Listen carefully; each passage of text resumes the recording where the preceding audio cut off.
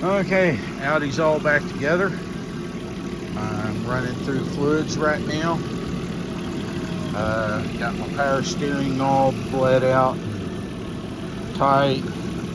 Cooling system's full. This thing bleeds through a little valve right there. It will draw water.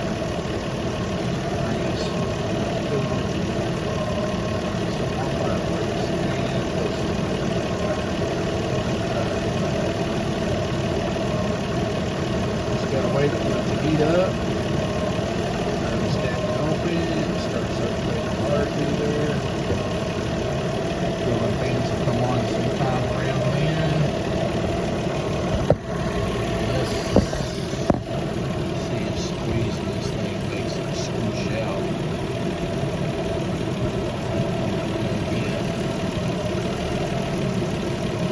So it's just put the screw back in and it starts trickling. On the way on it to trickle.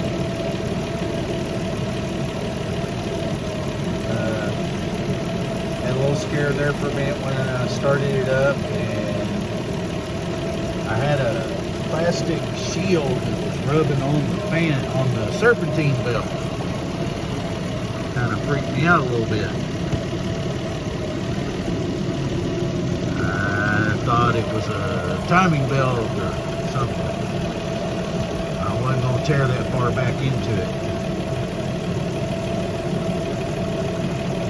And the power steering fluid in these cars is mineral spirits, and they call it green gold because it's green in color and it costs as much as gold.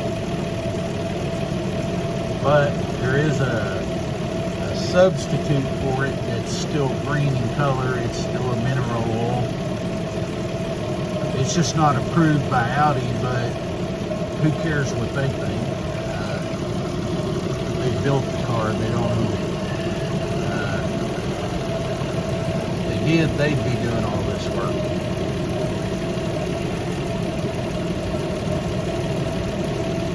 My miss is gone. So it definitely was that one tooth that was off. That fixed that with no problems. I got everything but the shield that goes over the engine back on here. I don't generally run it. It's laying in the garage because I work on it often enough. I hate taking it on and off. But I do want y'all to see that it does run. I did pretty good, I guess. It's funny, when you leave this thing sitting with the whole driver's side jacked up, it takes it a split second for the oil to pump up when you set it back down. It's not at all out of oil. I thought I lost a lot of oil, but I didn't. Let's see if this is even heating up yet. No, it's not even hot. Next thing I gotta tackle is that stupid airbag light. That wasn't even on when I got the car. Just one day, it came on. Driving home from work. Wasn't another thing wrong with the car. I'm good. My temp gauge is actually working again. That quit before the radiator hose had its little, or the bleeder valve had its little issue, and the thermostat didn't open, and blew that out, sprayed antifreeze everywhere. I had to power wash the whole thing off before I could even start. It was a mess. And you can tell why antifreeze is used as a coolant and lubricant for your cooling system, because that stuff is slick. Another thing I gotta figure out is the air conditioner works if you jumper the relay to a positive side of a fuse, but then it works all the time when the car's running. But then every time I've taken the cooling fans out of this, I notice they're both tied to the same ground, and they're both tied to the same positive. So they either work or they at the same time at the same speed, or they don't work when they don't need to. There is no low speed fan, there's just a high speed fan. Need to go get gas. Wish I'd have had it running yesterday. Would have been 10 cents a gallon cheaper. Actually, would have been 23 cents cheaper because it went up 13 cents overnight. And then I get a 10 cent per gallon discount where I take it to get gas. And I run premium in it just because that's really what it's supposed to have. I really wish I could hear out there so I knew if the motor sounded good. I did notice today, right where that ashtray is, there's OEM set of gauges go right there that are not idiot lights. They're actually oil, pressure, temperature, not a needle, and then voltage. And it actually reads the voltage, not a idiot light that comes on the dash. Well, it is getting warm in here. So let me go check that, make sure I'm not dumping antifreeze all over my driveway. That stuff ain't cheap anymore either. Oh yeah, I am. Dang it, I was. But that's good. That lets me know that the system has water all the way to the heater core. That's a good thing. So what I'm doing now that you can't see, sorry, I had to put you down because I was in a rush, is I'm putting that back in there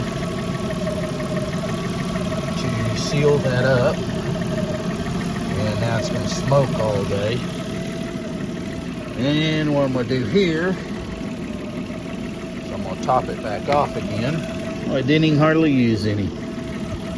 Just barely even got any gone from what it was, which is good. What I want. Sorry, I'm not very good at this filming. I just kind of giving you guys the lowdown on my situation. I can get better at it if I ever made money doing it, but I don't care. Oh yeah.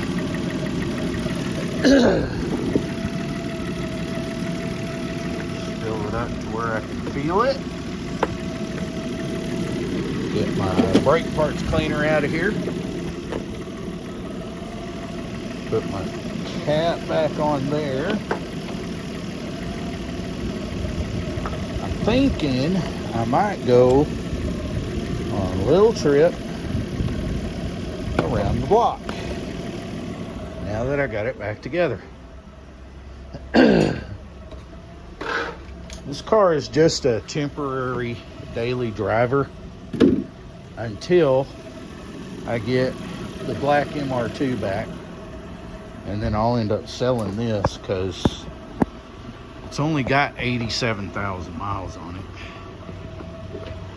I was gonna tell the story about it, how I got it so decent a price, but I don't know that I want to share that guy's private information like that. I mean, I won't give his name or anything, but he had a house fire. That belt's got to go back to the zone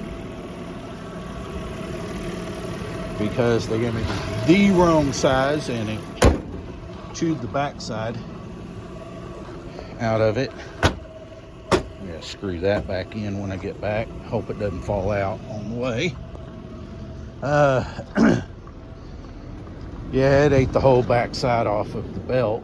It was stuck to my tensioner pulley and the plastic pulley on idler pulley. Get my cups in here.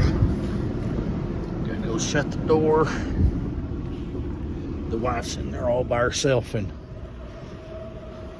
I like her enough that I don't want nobody to take her away.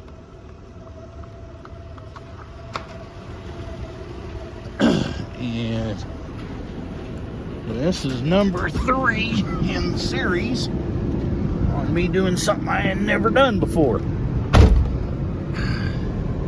I think what I'll do is I'll see if I can set you guys up right here on the dash. Buckle up for safety, and because I don't like paying tickets.